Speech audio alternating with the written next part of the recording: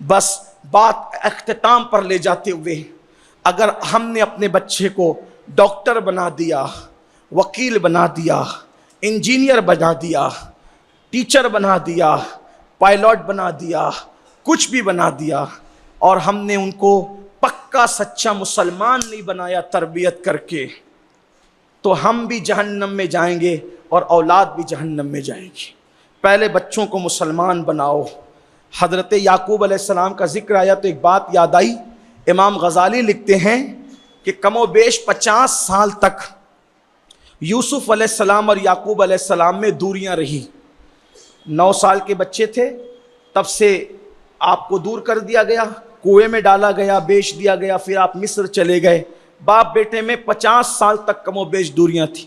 جب جدا ہوئے تھے تو بچے تھے، اور جب ملے تو بچوں کے باپ ہو چکے تھے، اتنی دیر کے بعد ملے، بلکہ پوتا پوتی بھی ہو گئے تھے حضرت یوسف علیہ السلام کے، اتنے بعد میں ملے۔ تو جب پہلی مرتبہ یوسف علیہ السلام کا پتہ مل گیا، پہلی بار یوسف علیہ السلام کا پتہ مل گیا، تو یوسف علیہ السلام کا جو بڑا بھائی یہودا تھا، اس نے کہا کہ ابا کے پاس یوسف کو بھیڑیاں کھا گیا، یہ غم کی خبر لے کر میں ہی گیا تھا، اور اب ابا کے پاس خوشی کی خبر لے کر بھی میں ہی جاؤں گا کہ ابا یوسف مل گئے ہیں۔ اب آئے 50 سال کے بعد اگر اتنا خوبصورت بیٹا ملے، اور وہ بھی اس حالت میں ملے کہ بادشاہ ہے، تو کتنی خوشی ہوگی باپ کو۔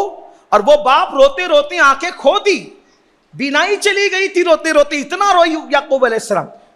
3 لوگوں نے رونے میں مثال قائم کی ہے، ایک تو حضرت آدم علیہ السلام نے جنت سے نکلنے کے بعد، ایک تو حضرت سیدنا یعقوب علیہ السلام نے یوسف علیہ السلام کے کھو جانے کے بعد، اور ایک تو حضرت امام زین العابدین نے کربلا کے بعد، اور ایک شخصیت کو اور شامل کیا جاتا ہے سیدہ فاطمہ الزہرا نے حضور کے وصال کے بعد۔ ان کا رونا بڑا مشہور ہے۔ تو یعقوب علیہ السلام کی تو آنکھیں سفید ہو گئی روتے روتے، لیکن جب یہودا آیا، بابا مبارک ہو مبارک ہو مبارک ہو، کہا کیا مبارک لایا؟ کہا کہ آپ کا بیٹا مل گیا، یوسف مل گئے، اور وہ اس حالت میں ملے کہ بادشاہ ہیں، اس حالت میں ملے۔ حضرت یعقوب کو تو اچھل جانا چاہیے تھا، غصے میں آ گئے، فرمایا چپ خاموش رہے، یہ کیا بکتا ہے کہ وہ بادشاہ ہے؟ پہلے یہ بتا کہ مسلمان ہے کہ کافر ہو گیا۔ بادشاہ کا باپ ہونا میرے لیے فخر کی بات نہیں ہے، بلکہ میرے لیے فخر تو یہ ہے کہ میرے بعد میری اولاد مسلمان رہے۔ بادشاہ کوئی چیز نہیں ہے، کہا مسلمان۔ تو آپ کو اور ہم کو بھی یہ فکر لے کے چلنا ہے کہ ہماری اولاد مسلمان رہے کہ نہیں، اور اس کے لیے ایک ترکیب اور ترتیب ہے۔ یہ جو سیریل کے اندر کفر اور معبودان باطل کے جو قصے کہانیاں دکھائے جاتے ہیں، یہ ہر گھروں کے اندر مسلمان دیکھ رہے ہیں، یہودیوں کے، نصرانیوں کے، مشرکین کے، اس سے ہمارے بچے متاثر ہو رہے ہیں۔ بلکہ کفر اور شرک کو پرموٹ کرنے کے لیے یہ سیریل شروع کیے گئے ہیں۔ بچے تو اس کو دلچسپی کے لیے دیکھتے ہیں، لیکن آپ کو پابندی لگانا ہوگی۔ یہ جو ارتداد کا فتنہ پھیل رہا ہے، اس کے اندر فلموں کا، سیریلوں کا، اور بالخصوص مشرکین کے سیریلوں کا ایک بہت بڑا عمل دخل ہے۔ اس لیے ویسے تو سیریل دیکھ کر زندگی سیکھنے کی ضرورت ان کو ہے جن کے پاس محمد الرسول اللہ کی زندگی نہیں، ہمارے پاس تو اپنے نبی کی زندگی ہے، اس لیے ہمیں کوئی سیریل ویریل کی ضرورت نہیں ہے۔ خدا کے لیے اگر اپنی اولاد کا ایمان چاہتے ہو تو اپنی اولاد کو مشرکین کے سیریل دیکھنے سے بچاؤ، ان کی فلمیں دیکھنے سے بچاؤ، اور دوسری بات یہ کہ ان کو ان دوستوں کی صحبت سے بچاؤ جن کی صحبت میں بیٹھ کر وہ دین سے بیزار ہو سکتے ہیں، کفر شرک کی طرف جا سکتے ہیں۔ اس کا آپ کو بہت خیال کرنا ہوگا، ورنہ آپ کی قبر ہے اور آپ خود ہے۔ اگر اپنی ذمہ داریوں کا احساس نہیں کرو گے تو قبر کو تو لوگ دیکھ کر سوچتے ہیں کتنے پرسکون سوئے ہیں، لیکن قبریں 2 طرح کی ہے، یا تو جنت کے باغوں میں سے ایک باغ ہے، یا تو جہنم کے گڑھوں میں سے ایک گڑھا ہے۔ اولاد کا کیا ہوا اولاد کا دنیا میں کیا ہوا ماں باپ کو بھگتنا پڑتا ہے قبر میں، اور ماں باپ کا کیا ہوا اولاد کو بھگتنا پڑتا ہے۔ ایسا نہیں ہے کہ جس نے جو کیا وہ کیا، بلکہ وقت ختم ہوا، لیکن ایک بات بہت نازک آ گئی تو وہ پیش کر دوں 2 منٹ میں تاکہ آپ کو پتہ چلے۔ شیخ عبدالحق محدث ہے، یہ کیا، یہ جو بچہ جس کا عمل اس کے ساتھ، جس کا عمل اس کے ساتھ، جس کا عمل اس کے ساتھ نہیں، قوا انفسکم واہلیکم نارا، اگر اپنی اولاد کو تم نے نہیں سدھارا تو ذمہ دار یہ بھی تو تمہارا ہی عمل ہے، یہ بھی تمہارا عمل ہے، اس کو بھگتنا پڑے گا۔ شیخ عبدالحق محدث دہلوی حج کے لیے گئے، جب حج کے لیے گئے تو آپ نے سوچا چلو جنت المعلیٰ میں فاتحہ پڑھیں، مکے کا جو قبرستان ہے ہم اس کو جنت المعلیٰ کہتے ہیں، لوگ اس کو جنت المعلیٰ بھی کہتے ہیں، تو فاتحہ پڑھنے، فاتحہ پڑھنے کے لیے گئے، دل میں خیال آیا تھوڑا کشف کر لیں۔ کشف القبور یہ ہم اہل سنت کے نزدیک صوفیہ کے یہاں ایک طریقہ ہے، اس طریقے سے پتہ چلتا ہے قبر کے حالات۔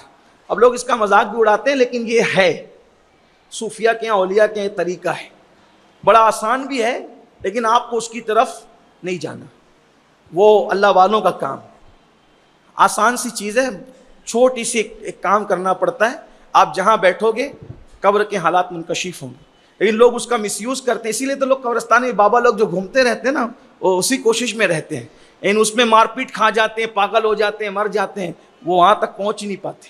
ایک بات صرف آپ سے کہتا ہوں، کیوں کسی کی قبر میں جھانکنے کو جاتے ہو جب وہ مقام اور وہ مرتبہ نہیں ہے؟ جب اللہ مرتبے دیتا ہے تو خود ہی سب آشکار کر دیتا ہے، اس کو دینا ہوتا ہے وہ خود ہی آئے، اس کے چکر اللہ کو پانے کی کوشش کرو سب مل جائے گا، من کان للہ کان اللہ لہ، جو اللہ کا ہو جاتا ہے سب اس کا ہو جاتا ہے۔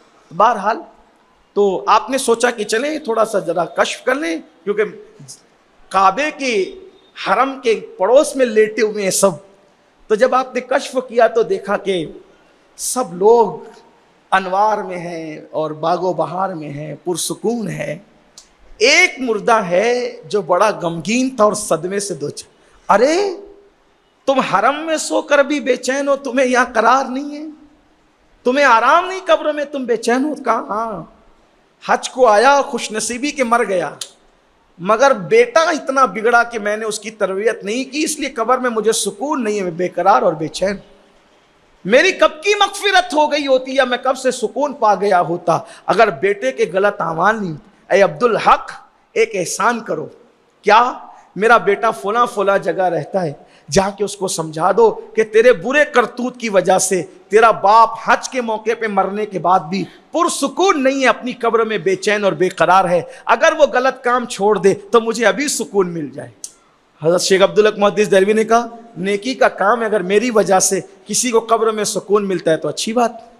وہ گئے، پتہ پوچھتے جو بتایا گیا تھا، دیکھا تو لڑکے کا برا حال تھا، دنیا میں ڈوبا تھا، یہ جو ہم لوگوں نے دنیا دار بنا رکھا ہے نا اولاد، کم سے کم اتنا تو بولو اپنے بچوں کو نماز پڑھو، اتنا تو لازم کرو کہ چہروں پہ داڑیاں رکھو، اتنا تو اپنے بچوں کو پابند کرو کہ حلال و حرام میں تمیز کرو، اتنا تو پابند کرو اپنے بچوں کے اللہ کے رسول، اللہ اس کے رسول کی وفاداری کرو، اتنا ضروری ہے۔